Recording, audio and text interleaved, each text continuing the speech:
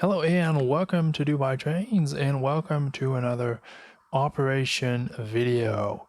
And today, you already might hear the engine in the background.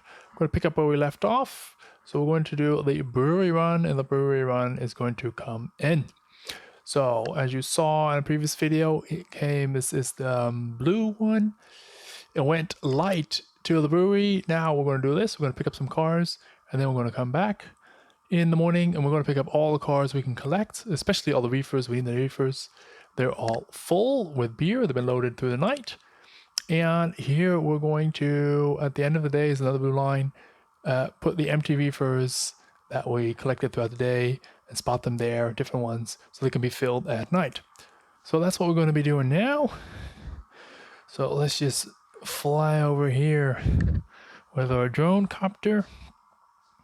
And here is the situation at hand. Let me just put the camera just right there. And what are we going to be doing? We're going to be using a Blunami to switch. So that's going to be a fun one. I haven't seen anyone switch yet with the Blunami. And what are we going to be doing? We're going to be using this Mikado, because it has the Blunami decoder in it. And let me just mute this guy because this is shoveling coal like there's no tomorrow. And this is the brewery, and we're way more cars than we can take. Maximum car length 8. So we need to for sure take these 6 yellow reefers. This one here is filled with glass from the glass silo that's here. And here we have 2 grain cars. Is that on camera? Yes, it is right there. So we're just going to make it easy for ourselves because we're still in easy operating mode, just doing a rundown. So I'm going to get this one, get this whole string here. So that's 5, 6, 7, 8. Leave those 2 there, and then we're off. And I want to have engine, cars, caboose. So we're in the wrong order. So what I'm going to do, I'm just going to take this whole train. You'll see it. Let me just turn the sound on. So you see, you just move forward like this. It's really easy. And you'll see as well the maximum speed of this engine is way down. It's really set to like switching mode right now. Because if this engine was straight out of the box and I would go up to, what was it, 1/3, it would be flying right now. But that's what we done. That's not what we want. We don't want to fly. Just make sure it doesn't, clears the tripod. And then we're just going to get ready to get all these cars.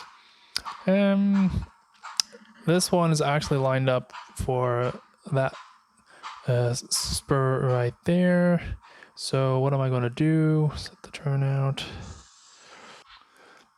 So let's reverse now. And the thing is, that's a big benefit of the Blunami is you can really use these higher functions buttons. It's way easier to do it. So if I would like to have this wheel slip, that's here, I can just easily reach it from here, from this menu. And I know with like the NCE, you can, I never use the higher functions. It's just a bit cumbersome, to be honest. And I know you can program the option button to switch for the higher functions, but I don't know, somehow it never really enticed me to do that. And that's, so another advantage of the Blunami. And let me just couple these cars. I was actually lined up already, so I just need to brake in time, something like that. And switch around. So we said maximum car length 8. 4, 5, 6, 7, 8. So I'm going to decouple this right now. And the reason why I'm decoupling there and not pulling the string forward to decouple it here, because this is not a, let's call it a yard operation. These cars, they might still be loading and offloading them. So you want to leave them exactly where they are. And I think there would be a blue flag here, perhaps put in place just to ensure that no one moves the string of cars if they're still being loaded or offloaded. So they would temporarily remove the blue flag, caution everyone, get off the cars, we're going to move these, etc., etc. So we're just going to get these. Easy does it. And now I just need to think, because some of these cars actually would be going to the Pensy interchange, which is this track right there. And that's going to the Oh, I so can't do two things at once. Go into the car float. So what I'm going to do, I'm not going to go drive them, bring them all the way to the yard and back. Boom, just like that. Actually goes quite easy with this Blunami guy. And that is mostly because, like I said, the engine curve, the maximum speed on the engine is trimmed way down. Just to give you an idea, it's probably something, the maximum around like 60 or 70. Because it just doesn't need to go that fast. So there we go. Now we have the whole string of cars. Let me just think a bit what we're going to do. It's not that complicated. So this is the entire scene that we're looking at. And we're actually right now on this track that goes all the way around over the middle track. And you can do a switchback there to come back. And these two tracks are storage tracks for the car float. Because when we're going to take the, this is a new fresh set of cars. And we got to offload it. We're going to have one track with full cars that are destined for the car float. One track we're going to park those cars on, and then when the float's empty, we can remove the new cars from this track onto the car float. So we need 1, 2, 3 sets of track to be able to load and offload the car float. So what we're going to do now, we're going to go on this track. I'm going to escape the engine through there, go all the way around, and then take 3 brewery cars, and I'm going to plop them on this track for the storage, like said. So when we do the run for the car float, those 3 cars are already here. They don't have to go all the way to the yard and back. And then I'm going to run the engine around. And as maximum train length is 8 cars, I'm going to take those 2 box cars with me and then depart out. So as you see, we're really shaking everything down because we have not done this before. So we're just tagging along as we go, and I might do it a bit different next time. But for now, this is just how we're going to do it. So we're going to go, and the objective is to clear that turnout if we can. If not, we have to at least clear that one. And I think we can clear both of them. So let me just move the camera along a little bit as we go. So let's see if I can steady cam this in there. This is just the new bridge section that we finished. I mean, finished, you know, it's a lot of scenery to have to do. But the track work, as far as I'm concerned, is finished. Now we cleared the turnout. So just going to get a little bit closer to this turnout. Just right there. Don't forget, we're going to leave. Let's get one of these things. We're going to leave the caboose here because that is going to be the end of the train. That's already in the right spot. Just like that. Go forward a little bit more. Just freehanding this one.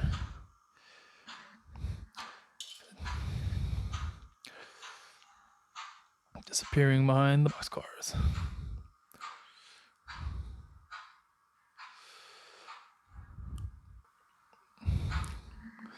And I need to make sure the turnouts are all lined up. I'm sure they're not. So let me just put this camera back down while the engine reverses so we can get the action. So here we go. Let's put the turnouts in the right order.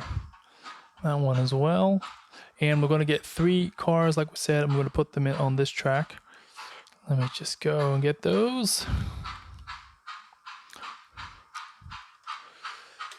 Oh, it's good to be operating again. I got a bit bogged down with that cold trestle scene that I built, and the bridge scene. It was a bit more work than anticipated, with drying cycles of glue and figuring some stuff out, and also had some household items get in the way, as we all know happens.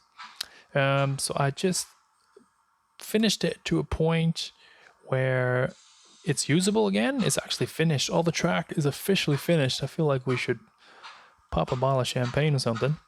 So yeah, with the cold trestle and the bridges, the track's officially finished. So now I can really focus on getting the city scene done. That's actually what I was most looking forward to. You know, I built this entire city layout to build city, not to build a cold trestle and a river. And if you want to know how to build a river, check Boomer Diorama's channel. He's a super detailed river guy. I mean, I'm going to do it my way. I'm not into the diorama building that he does, That's just, I mean, each to its own, of course. I want to curve. Yep. Yeah, I want to curve. So I just had to help that coupling a bit. Coupler. There we go. Each to his own. I mean, it's super detailed. I might go super detailed later on, but now I don't want to get bogged down with this little eeny meeny section right here because I have a massive layout that's like screaming for some basic scenery. So I want to get the basic scenery done. And I'm the type of guy, I'm going to do all the ground cover all at once over the entire layout. So that's why I didn't do it on the bridge scene in Coltresso yet, because I don't want to focus on that one scene. I'm just going to do it all over the layout all at once and progress in that way. It's a bit like I build it now. So I built all the bench work all at once, laid all the track all at once, all the wiring all at once. And for me, that worked well. Because then you dive into a subject matter like laying track once and you do it and get it over with. I don't want to revisit the topic again. Now I had to, lay the track for the bridge again. Like, oh, gotta get all those tools and trim the track and pull a wire and get all that wiring tools again. Such a headache. It's not efficient. Just do everything at once. That's, I think, the most efficient way to do it. So here we are. We said 3 millers, and I'm going to stop just right here for the turnout. Let me see if I can release some of that coupler slack. Yep. Well, it's not coupler slack, is it? It's tension. I'll create slack. So I'm first just going to spot those right here. I'm staying within my territory of the brewery, so I don't need to alarm anyone that I'm going into any other sectors. Anyway, the near north, there's no one there anyway, so there's no one to ask permission to go in there. Just need to be cautious because the turnout is set to yellow, orange, so that means proceed with caution. Yeah, this works well, switching with Blunami. The big advantage is that anyone who comes by can just get their phone and use it. Again, they all know how a phone works, and everyone knows how this is going to work. It's not that difficult. Because the thing is, I have just a few controllers or units, cabs, and if you get more people, then you just need something on the fly. So a phone would really, fits that bill well, right? So just right there, that will do. A couple. Like I said, I'm going to get those 2 cars just right there. It's to make a bit of a longer string. That's fine. That does mean that I need to do the most dreaded move in model railroading, and that's a switchback. I actually designed my layout not to have too many switchbacks because no one likes a switchback. Actually, some people like them. I don't mind a switchback every now and then. So this is going to be an exception that you see me actually do a switchback. Now, of course, sometimes switchbacks are necessary. So, I'm just exaggerating. That's the most evil move in model railroading operations. But you just want to avoid, so this is switchback, going here, there, and then back. You just want to avoid having to do too many of these operations because they're just so cumbersome. And I find them personally quite boring, unless you're really gaining elevation, because they have these switchbacks in the mountains. Then it's fine, but we're not really doing that now, are we? So that's really comes down to layout design again. Just design your layout in a way that you don't have to do this a lot. I'm doing it now, and it's more or less because I messed up. Because we have 8 trains. I really can't do 2 things at once. I messed up because we have maximum car length of 8. So 1, 2, 3, 4, 5. And I could have just gotten those 2, and then we'll be at 7. But because I didn't think that far ahead, I'm just going to try and be smart and take these because they're in the same direction as this train. But that means I need to do the switchback. So what does this mean? What have we learned from this? This is not it's not the way to do it. And that's great. That's what the shakedown is all about. This is the first time I'm really running this brewery run in a constructive operation session, let's call it that, because I did run it before just as a, the gimmick, just to try to do some operations. But so there we go. get these cars. It's nice that you can put your phone down. You have two hands free, and you can just manipulate whenever you need it carefully. It's actually quite handy to have it on your phone, to be honest. So there we go. Then we go back. Now we're just going to couple on this guy. And then we're going to wait for that signal, I think, because we have a meet.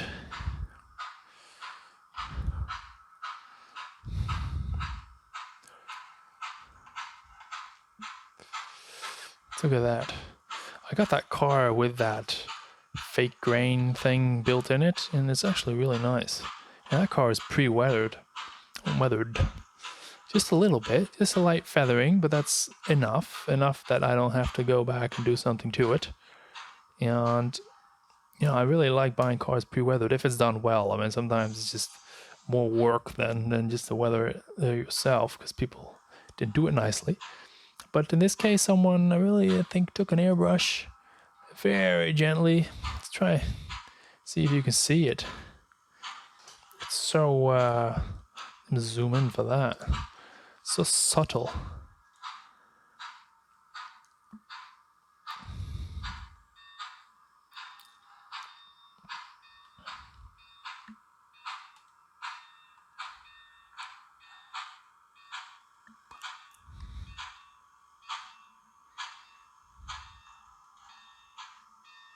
A little bit more.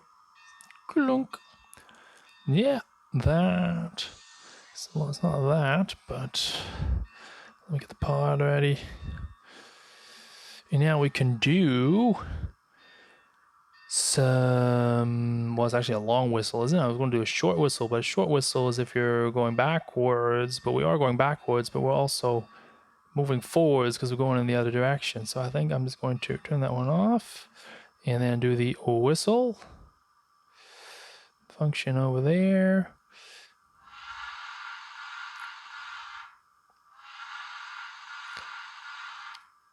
And we are off. We are off. Oh, yeah, okay. We're going to take the bottom track. We're going to take the top track. Doesn't matter. We are still off. Back to the yard we go. But we're going to stop because we have a red signal. That means we need to call in because we have a meet, as we said, with the Pensley Hostler. And that's for another video because right now we're there. We switched this and we're ready to go back. And we're going to meet with the Pensley Hostler right there, somewhere near north. And I think I'm just going to make a quick, like 2 minute or 1 minute or 30-second video of that meet, just because get some nice shots, make it all panoramic. So guys, what went wrong? What is this mistake I made? Well, actually, we started off good. We started off by taking all these cars here, and then we almost head out. But then I, for some reason, started thinking, and then I started to spot some cars here on this track, the reefers, to go on the ferry later on in the day. But what's the mistake? Well, the mistake is these reefers, they all need to get iced first. They need to go, well, it's not this one, they need to go here to the icing track.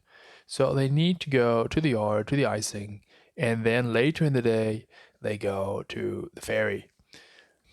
So if we look up here, the blue was the brewery, so the cars come here, and then we miss the first run in green that goes to the car float. But there's actually a second run just over there that goes to the car float again, and those should take the cars, the reefers with the ice from the ice track with them. So there's two ways to solve this whole mess. The way I did, as you see, is I reset it by hand. So I got these cars, these 1, 2, 3, that we set out earlier back there. I just picked them up by hand and just put them here. So we actually have quite a nice long string here of reefers and some other cars. And the other cars that we took with us, these two box cars for grain, I just put them back. And I did that because we're still testing and I don't want to mess around now. I just want to get it all set up right. What you can do when we're actually operating is you leave them and you just run an extra to fix the problem. You get one of these smaller switchers, or just one of these small guys right here, just to go all the way up, collect the cars, and come all the way back down. But I didn't really want to do that for this video series. And this also shows the real advantage of operating with a car card system or some other structured way of operating, because it eliminates all the thinking. You don't need to think and make mistakes. You have the car cards right there, and it says exactly what you need to do and where the cars need to go to. And that's why I like that system, because it just gives you so much so less stress. It's so easy. You just follow the cars, run some trains, have some fun, and that's it. So on that note, I'm going to leave you here with this nice little end shot of a little project I'm working on. And that's it for today, guys. Thank you all for watching. We'll finish the operation session soon. Bye-bye.